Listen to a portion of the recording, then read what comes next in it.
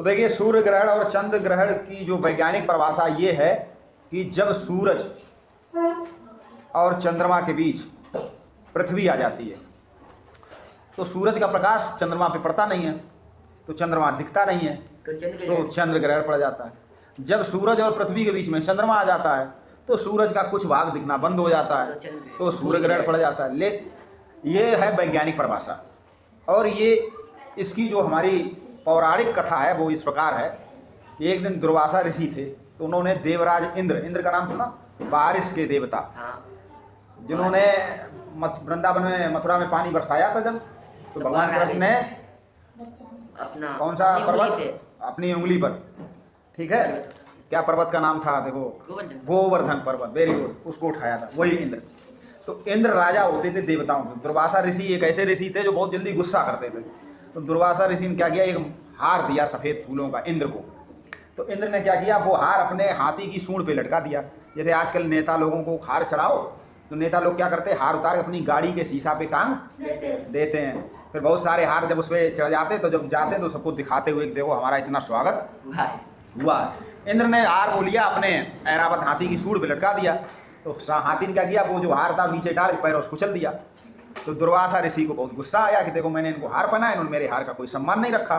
तो उन्होंने इंद्र को श्राप दे दिया कि जाओ आज से तुम तेजहीन हो जाओ। तेजहीन का मतलब क्या, कि जो तुम्हारी चमक है, तुम्हारा जो ऐश्वर्य है, तुम्हारा जो नाम है, सब मिट्टी में मिल जाएगा। तो इंद्र बहुत दुखी हुए। फिर इंद्र ने दुर्वासा ऋषि से कहा कि हमें क्षमा कर दो, तो कोई उपाय बताओ। तो दुर्वासा ऋषि का उपाय ये है कि अब तुम जो है क्या करना है, समुद्र मंथन करना है, और उसमें से जब अमृत निकले उसको आप जब पिएंगे तभी आपकी प्रतिष्ठा वापस मिल जाएगी। तो इंद्र ने क्या किया, दैत्यों के साथ, देवताओं और दैत्य देवताओं में लड़ाई होती थी, तो दैत्यों के साथ मिलके कहा कि चलो हम लोग समुद्र से अमृत निकालेंगे और तुम्हें भी पिलाएंगे, हम भी पिएंगे। तो देवता इस पर राजी हो गए कि ठीक है।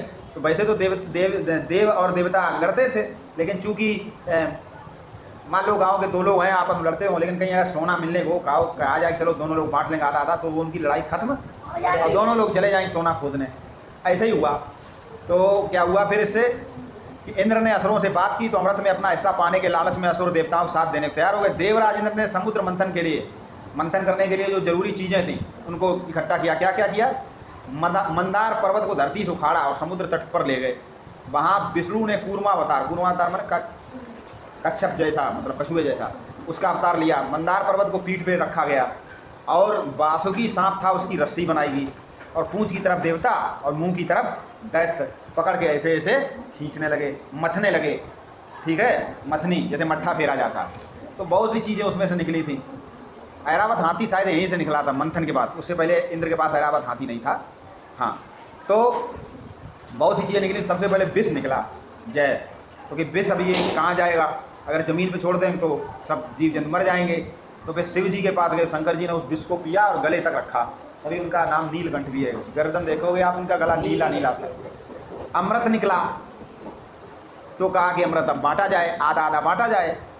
लेकिन अब शर्त ये थी कि अगर दैत्य लोग अमृत पी लेते तो वो अमर हो जाते, तो फिर वो देवता दैत्यों से कभी जीतते नहीं। तो उन्होंने क्या किया, उन्होंने विष्णु जी का ध्यान किया। तो विष्णु जी मोहिनी रूप, एक स्त्री का रूप रख के आए, सुंदर सा। तो दैत्य लोग पीछे पीछे, जैसे गांव में कोई डांस वाली आ जाती तो गांव के कुछ लोग पीछे पीछे भागने लगते कि आज डांस होगा। तो दैत्य लोग थे, उनके पीछे पीछे चलने लगे, ठीक है। तो उन्होंने बैठाला कि चलो तुम इधर बैठो, पहले देवताओं पिलाते फिर तुमको पिलाएंगे। तो उसमें से एक राक्षस था स्वर भानु नाम का, ठीक है।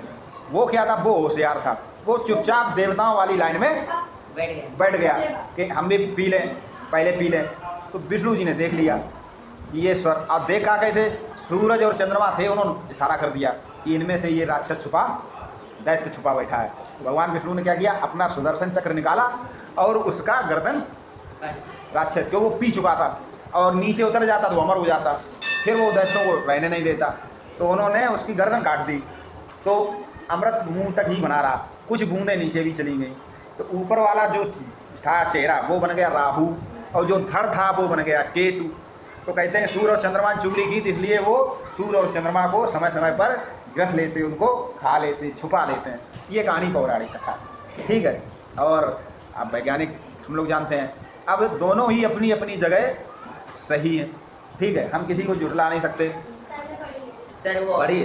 हमेशा होता है चंद्र सूर्य ग्रहण चंद्र ग्रहण ये तो हमेशा होता है। हमेशा होता तो इसीलिए सूर्य और चंद्र को क्यों ग्रसते हैं राहु व केतु। कौन सा राक्षस था, कौन सा दैत्य था, स्वर भानु। उसके दो हिस्से हुए थे, बहुत अच्छी कहानी थी। और कितनी अच्छी सूर्य ग्रहण और चंद्र ग्रहण। तो देखिए सूर्य ग्रहण और चंद्र ग्रहण में यही दिखा गया। राहु केतु भी है, वेरी गुड। ये कहानी है, ठीक है। शुक्ल पक्ष और कृष्ण पक्ष पूरे एक वर्ष 365 दिन में पृथ्वी चक्कर लगाती है, ठीक है। चंद्रमा 27 दिन में अपनी दूरी पे 27 दिन में लगाता चक्कर, ठीक है, पृथ्वी का। 300 दिन में एक बार घूमती है। 365 दिन में सूर्य पृथ्वी के चारों ओर चक्कर पूरा करता है, ठीक है। चंद्रमा लगभग 27 दिन में पृथ्वी का चक्कर पूरा करता है। अमावस्या के दिन के बाद चंद्रमा प्रतिदिन देर से उगता है और आकाश में सूर्य के पास में होता है और उसका थोड़ा प्रकाश हमारी तरफ होता है। तो हिंदी महीनों की तिथि द्वितीया को चंद्रमा आकाश में बहुत थोड़ा दिखाई पड़ता है और फिर प्रत्येक दिन वह अधिक समय आकाश में दिखाई देता है, बड़ा अधिक समय भी। पूर्णिमा तक चंद्रमा का पूरा भाग दिखाई देता है। इन बीच के दिनों को शुक्ल पक्ष कहते हैं। शुक्ल पक्ष में क्या होता है कि चंद्रमा थोड़े से बड़ा होता है और फिर कृष्ण पक्ष में क्या होता है कि बड़े से चंद्रमा फिर छोटा होता है। तो बहुत अच्छी सूर्य ग्रहण और चंद्र ग्रहण, कितनी अच्छी सूर्य ग्रहण और चंद्र ग्रहण। तो देखिए सूर्य ग्रहण और चंद्र ग्रहण में यही दिखा गया। राहु केतु भी है, वेरी गुड। ये कहानी है, ठीक है। शुक्ल पक्ष और कृष्ण पक्ष पूरे एक वर्ष 365 दिन में पृथ्वी चक्कर लगाती है, ठीक है। चंद्रमा 27 दिन में अपनी दूरी पे 27 दिन में लगाता चक्कर, ठीक है, पृथ्वी का। 300 दिन में एक बार घूमती है। 365 दिन में सूर्य पृथ्वी के चारों ओर चक्कर पूरा करता है, ठीक है। चंद्रमा लगभग 27 दिन में पृथ्वी का चक्कर पूरा करता है। अमावस्या के दिन के बाद चंद्रमा प्रतिदिन देर से उगता है और आकाश में सूर्य के पास में होता है और उसका थोड़ा प्रकाश हमारी तरफ होता है। तो हिंदी महीनों की तिथि द्वितीया को चंद्रमा आकाश में बहुत थोड़ा दिखाई पड़ता है और फिर प्रत्येक दिन वह अधिक समय आकाश में दिखाई देता है, बड़ा अधिक समय भी। पूर्णिमा तक चंद्रमा का पूरा भाग दिखाई देता है। इन बीच के दिनों को शुक्ल पक्ष कहते हैं। शुक्ल पक्ष में क्या होता है कि चंद्रमा थोड़े से बड़ा होता है और फिर कृष्ण पक्ष में क्या होता है कि बड़े से चंद्रमा फिर छोटा होता है। तो बहुत अच्छी सूर्य ग्रहण और चंद्र ग्रहण।